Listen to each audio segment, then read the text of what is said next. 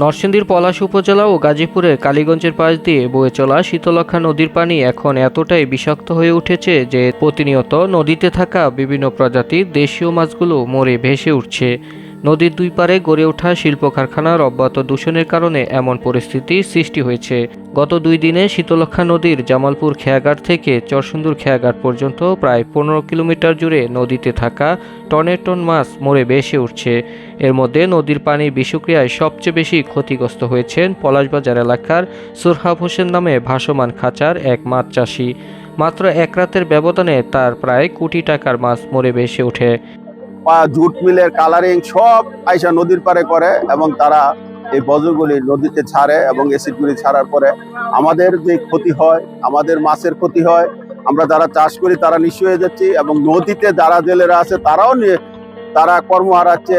এই নদীর মাছ সব পড়ে যায়, পোকামাকড় সহ সব মাছ মরে যায়। শীতলক্ষ্যা নদীটি এক সময় ছিল ব্যবসা বাণিজ্যের মূল চালিকা শক্তি। নদীপথে যোগাযোগ ও ব্যবসা বাণিজ্য সহ জীবনযাত্রার মান উন্নয়নে বিরাট ভূমিকা ছিল এই নদীর।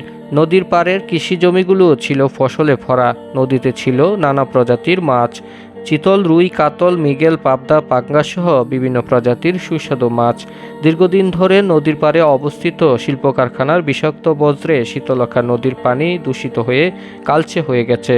ফলে বিপন্ন হয়ে পড়েছে জীববৈচিত্র্য আর বেকার হয়ে পড়েছে অনেক জেলে পরিবার। এলাকার সচেতন মহল মনে করে দ্রুত সময়ের মধ্যে শিল্প কারখানাগুলোর এসব অব্যাহত দূষণ বন্ধ না করতে পারলে সামনে আরও ভয়াবহ রূপ ধারণ করবে নদীটি।